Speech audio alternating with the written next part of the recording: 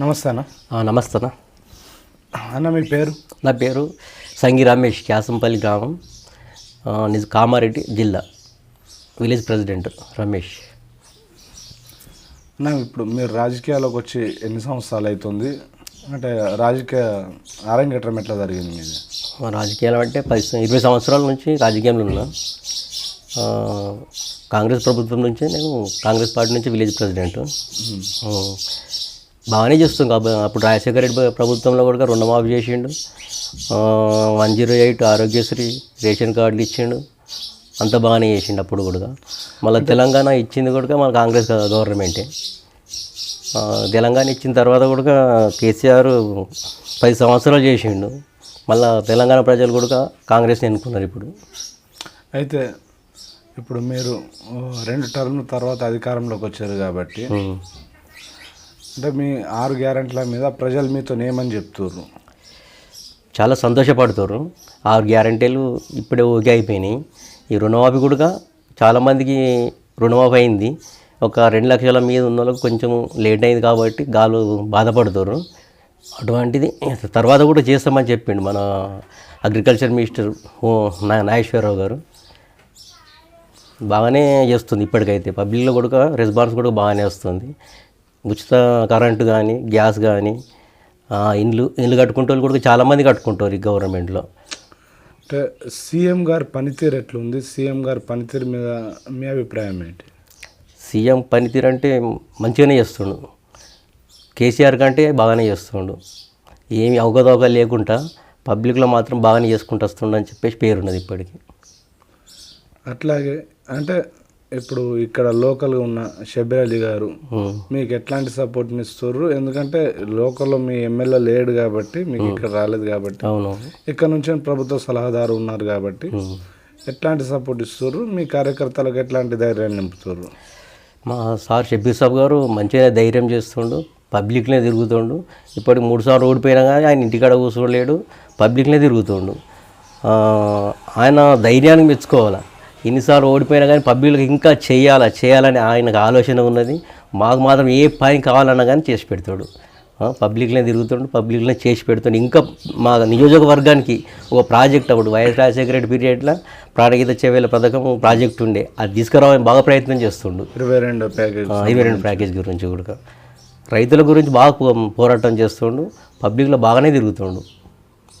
అంటే ఇంకా ఎట్లాంటి అవసరాలు ఉన్నాయి అంటే మన కాన్స్టిట్యున్సీకి కావచ్చు, మన జిల్లా పరిధిలో ఉన్న వాటికి కావచ్చు, ఎట్లాంటి అవసరాలు ఉన్నాయి? ఎట్లాంటి అవసరాలు తీరుస్తే మనకు అంటే నిజంగా మనం సమస్యలు తీర్చిన వారం అవుతాం అనేది? ఇది రైతుల గురించి పట్టించుకుంటే మాత్రం మంచిదే ఉంటుంది. ఇప్పుడు సంవత్సరం జర లేటుగా కాలమైనా కానీ బాగానే కాలం అయింది. మన దగ్గర జర బీరిపోయినట్టే ఉండే కానీ ఇప్పుడు మంచిగా రుణమాఫీ అయింది, కాలం కూడా బాగానే అయింది. రైతులు కూడా మంచిగా ఆనందంగానే ఉన్నారు. ఇక్కడ సీసీ రోడ్లు కానీ డ్రైనేజ్ ఇట్లా ఉన్నాయి కానీ అవి ఇంకా కొన్ని జాగాలలో కాలేవు, అవి కావాలా. మాకు నీళ్ళది ఒకటి అయితే ప్రాణహిత చేవలేదు, అది ఒకటి తీసుకొచ్చినట్లయితే ఇక మాకు షబ్బీర్ సాబు జీవితాంతం గుర్తుండిపోతుంది మా పిల్లలకు కూడా. అయితే ముఖ్యంగా ప్రతిపక్షాల విమర్శ ఏంటంటే మొత్తం రైతు రుణమాఫీ కూడా అంతా కూడా మేమే చేసినాం, మీరు వచ్చి ఒక 10% చేసి మొత్తం మీరు చేసేదని మీ గవర్నమెంట్ ఖాతాలో వేసుకుంటారు అనేది ప్రధానంగా వినిపిస్తున్నమాట. దీని మీద మీరు ఎట్లా స్పందిస్తారు?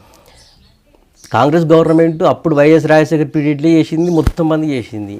ఇప్పుడు కూడా కాంగ్రెస్ గవర్నమెంటే చేసింది, 2 లక్షల రూపాయలు రుణమాఫీ చేసింది. కేసీఆర్ ఏం చేసిండు?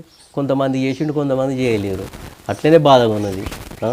కేసీఆర్ ఒక రేషన్ కార్డు ఇచ్చినోడు కూడా కాలేదు, ఇండ్లు కూడా ఇచ్చింది కాలేదు.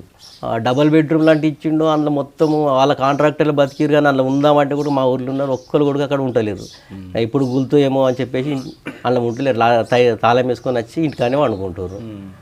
వాళ్ళ ఇచ్చి కూడా లాభం లేదు. ఇప్పుడు కాంగ్రెస్ గవర్నమెంట్ రేవంత్ రెడ్డి సార్ ముఖ్యమంత్రి అయిన ముందుగా భద్రాచలంలోనే ఓపెనింగ్ చేసిండు, 5 లక్షలు ఇండ్లు కట్టుకున్నాం. ఇప్పుడు చాలామంది కట్టుకుంటారు, మాకు చెప్తారు కూడా అన్న మేము కట్టుకుంటాం, కట్టుకోరు సరే అని చెప్పి మేము కూడా చెప్తున్నాము మా గ్రామం.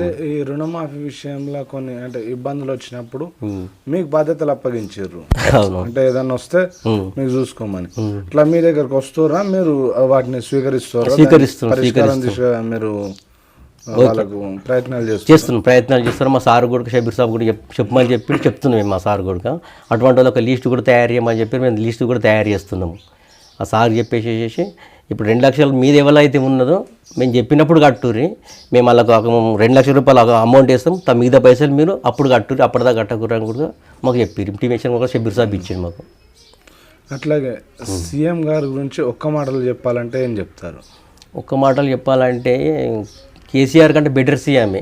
ఎందుకంటే వాళ్ళు చెర్లల్లో ఇట్లా లేఅవుట్లు ఇచ్చేసి అనవసరంగా పబ్లిక్ని ఇబ్బంది పెట్టారు. ఇప్పుడు వాళ్ళే చెర్లల్లో ఇచ్చి ఇప్పుడు మాకు నీళ్ళు వస్తున్నాయి, మేము మునిగిపోతున్నాము, మాకు ఇబ్బంది కలుగుతుందని చెప్పేసి వాళ్ళు ఎంతోమంది బాధపడుతున్నారు. అటువంటి లేఅవుట్ ఇచ్చి ఇవ్వకపోతే వాళ్ళు మంచిగా ఉందరు కదా, అటువంటి తీసేసి గవర్నమెంట్ భూములు గవర్నమెంట్గానే ఉంచుతుండు. మెయిన్ ఏంటంటే కబ్జాదారులకు షాక్ ఇస్తుండు, కబ్జా అనేది ఉండద్దు. ఇది మంచి పని చేస్తుండు. షబ్బీర్ గారి గురించి ఒక మాటలు చెప్పాలంటే? షబీర్ సాబ్ గురించి చెప్పాలంటే ఆయన ఇన్ని రోజుల నుంచి ఇక్కడ ఓడిపోయినా కానీ పబ్లిక్లే తిరుగుతుండు.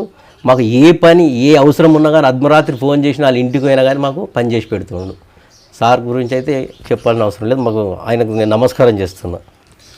చివరిగా మీ గ్రామ ప్రజలకు కానీ, మీరు గ్రామాధ్యక్షులుగా ఉన్నారు కాబట్టి మీ గ్రామ ప్రజలకు కానీ మన నియోజకవర్గ ప్రజలకు కానీ మీరు ఏం చెప్పదలుచుకుంటారు? నియోజకవర్గ ప్రజలకు రుణమాఫీ అయితే కావాలి ఖచ్చితంగా. అది రుణమాఫీ మొత్తం కంప్లీట్గా అయితే చాలామంది గ్రామంలో కూడా ఆనందపడతారు. ఈ యొక్క రుణమాఫీ మళ్ళీ అందరికీ అయిందంటే మళ్ళీ గవర్నమెంట్ కూడా కాంగ్రెస్ గవర్నమెంట్ వస్తుందని కూడా నేను ఈ యొక్క విలేకరుల ముందు నేను చెప్తున్నాను. థ్యాంక్ యూ అన్న, టైం ఇచ్చిన. Thank you.